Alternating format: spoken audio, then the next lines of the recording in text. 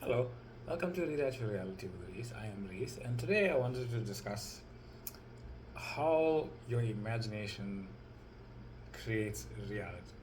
Right? You see, as a three-dimensional being, you exist right now, and what you perceive in the next, what you think you're going to experience and perceive in the next. Let's just give time its due for a second. The next second, next minute, the next hour, the next day, the next month, the next year doesn't exist past this point of right now. It's blank. Right? There's nothing. It's not even blank. There's nothing there. But for the sake of it, as a film rolling and learning experience, let's just say it is blank. Right? It has a preordained. I know this sounds big. It has a preordained destiny as far as your persona is, but your identity is who you say you are. But you are not going to necessarily experience that experience, okay? Because you exist right here, right now. You have a perceived future, you have a perceived past, okay?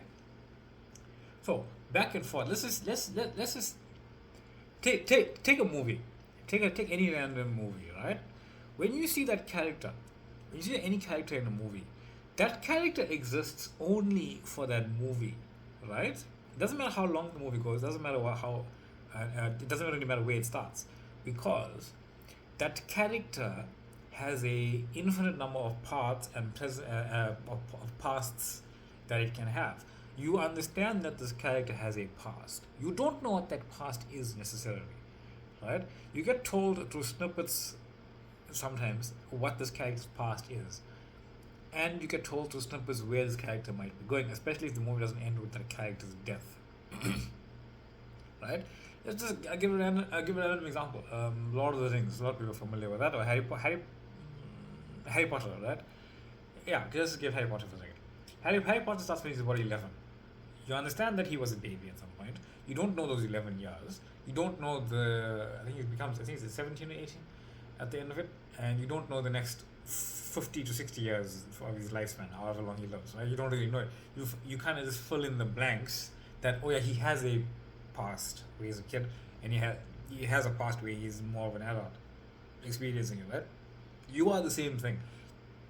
You don't necessarily have a beginning and an end. You are the beginning and the end right now, right? So when you're imagining, you are usually, if not always, imagining perception of back and forth, right? But you're doing it from right now.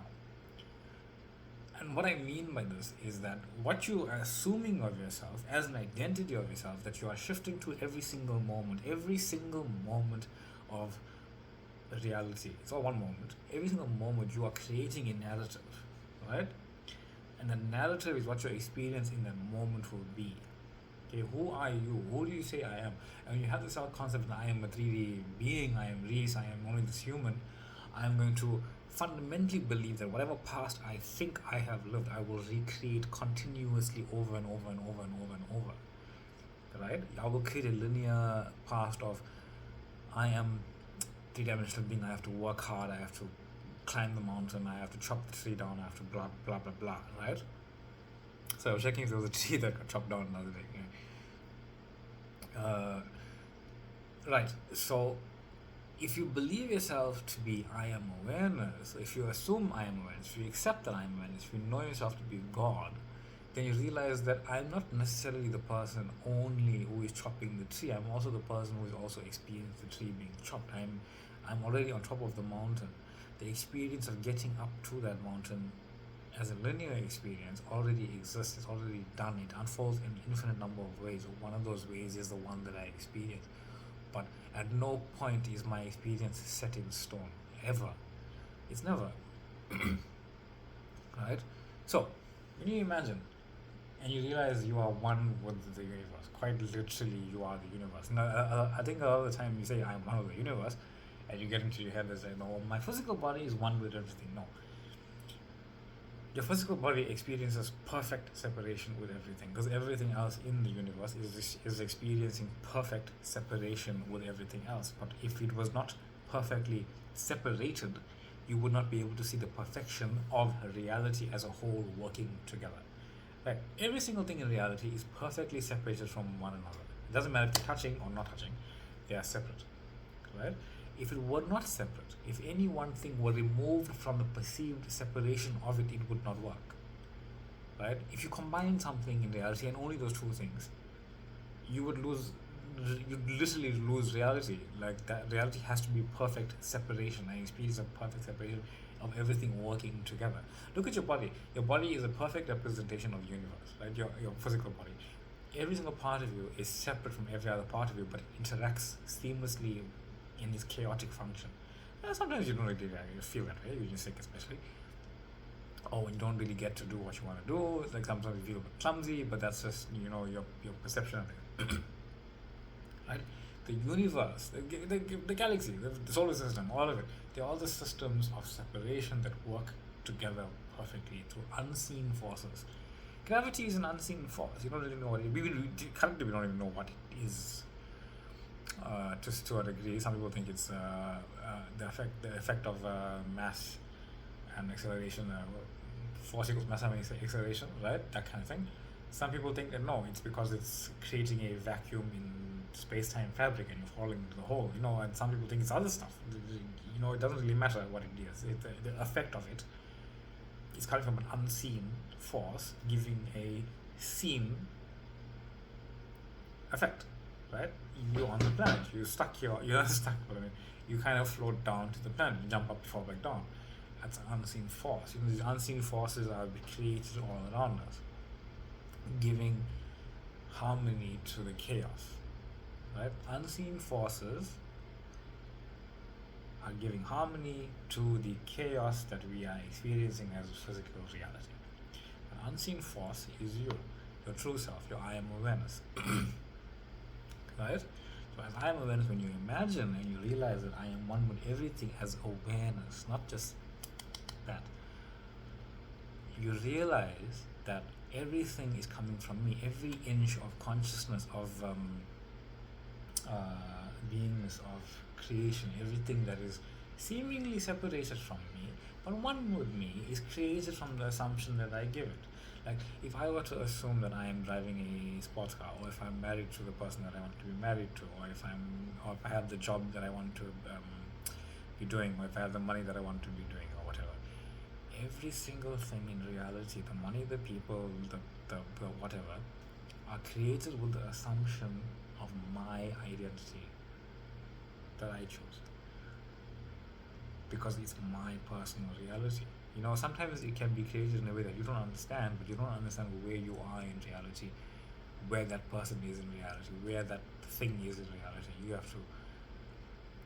You persist in knowing who I am, and you persist in knowing that no matter what it's doing, no matter who is doing, no matter what's going on, it is unfolding with that assumption. It doesn't really matter how long it takes. It doesn't really matter where it is. It doesn't really matter what it's doing. It's unfolding with that assumption. Your assumption is that you think it needs to be this with your logical mind. Another frequent one is like, oh no, but if this person loves me, they would be with me. Right? And in consciousness, in your imagination, you are already together. You already are together. You exist infinitely with this person and infinitely not with that person. But there's no separation between those two things. Right? And everything is unfolding for your narrative. It doesn't really matter what it looks like, it is doing that. Have faith in that. I know these feelings can really eat you up sometimes, but have faith that no matter what you're feeling, no matter what you're thinking, it's only your state of being that creates your reality. Right? I know this can seem about counterintuitive. Oh no, but reality is what the thoughts and feelings are. Those are transient, random expressions of who you are. Remember, you don't really feel things that you're not interested in. You're like, oh no, if I were to be married to the love of my life, you're not going to Russia randomly or something, or Europe on a holiday isn't going to be like a thought in your head. You're going to think about the thing that you're thinking about. Experience versions of yourself that are doing and not doing, and you're going to associate one or not associate with the other, and that's where you get stuck in the swing circle of thoughts that are up and down, negative and positive. I am not, I am, about what you are thinking, right? Or what you are desiring to be doing or having or whatever it is, right? But you just have to know that no matter what I am thinking, no matter what emotions I have, no matter what's manifested as my physical reality, it doesn't change who I am. That means what is manifested as my physical reality is always changing into who I am, right? I know I said that a bit quick, but I hope it's understood. Right. So what I wanted to get to were questions that are being asked. What about how do I attract women to be married to me or pleasant experiences? You know, what about the societal conditions of this and that? What about this limiting beliefs of this and that? And what about do I change my desires and blah blah blah blah? Right. That's one thing. How do I have ownership of my desires and I want to manifest this. I want a car. I want this. I want that. These questions are endless. Right? They are endless. How to do and how to be and how to have and blah blah blah. Right? A lot of the time, the answer is in front of you. You just don't even realize it's the answer. Like you think that how do I do something? Your logical mind is expecting an answer that is linear and expressing and steps and guided and a manual and it's the stuff to do that is the thing to do. That doesn't make sense. It doesn't make sense because there are millions of YouTube videos telling you different ways to do something. If none of those ways have worked for you, what does that tell you? It means that those ways are just a way to do something for that experience of doing something.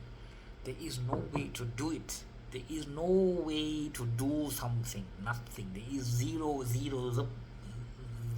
nothing. There is no true way to do anything. There is only the way, and you are the way. Like if some people have, if someone asks me the same question over and over and over and over and over, I will respond with, "Are you God? Who are you? Are you source? Are you reality?" And if you're thinking this is not helpful, it is because you are not looking for help. You are not looking as to how to be, do, and have something. You're not looking as to why. You're not looking as to who you are. You are trying to get something from a linear, limited perspective. You cannot do that. You're trying to enter a locked room from the outside without the key, and you're asking me endlessly, how do I get the key to open this door? You have to realize there's no key, there's no door, it's not locked, you're in the room already. And when you imagine yourself knowing that I am the person in front of the door, I am the door, I am the room, I am in the room, I am experiencing the stuff that I want to be experiencing.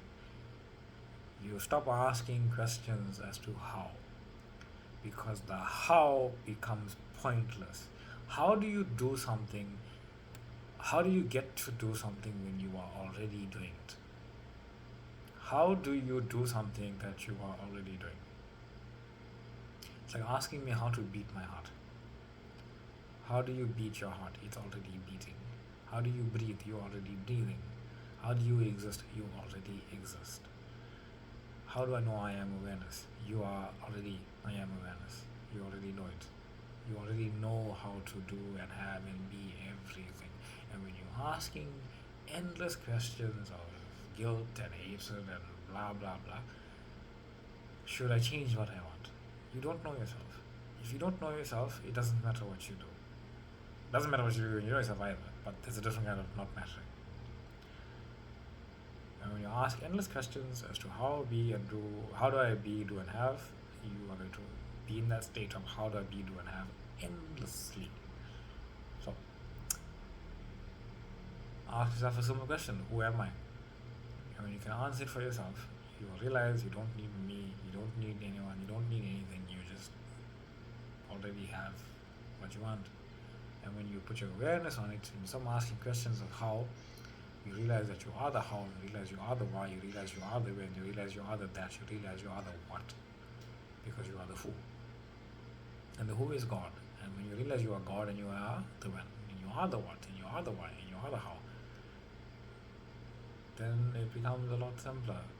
in knowing that I don't actually have to do anything. I need to only call forth an experience, and that experience is called forth for my experiencing of it, because I am the experience. I am God. I am that I am. I am who I have always desired to be. I am who I desire to be. The same thing. I am who I am, living the life that I desire to be living, and I am that I am who is living all lives everywhere as everything all at once, no matter what.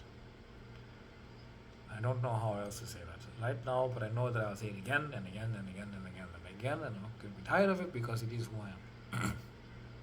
So, hope that makes sense. But you do sometimes have steps. Usually, like a rainbow is interconnected colors, but you can see different colors, and I like that analogy. So, steps. What do you want? What do you want? You don't want to give a shit about the hatred and the guilt and all this other stuff. You don't want to change your desires. You don't want to do any of that. So what do you want?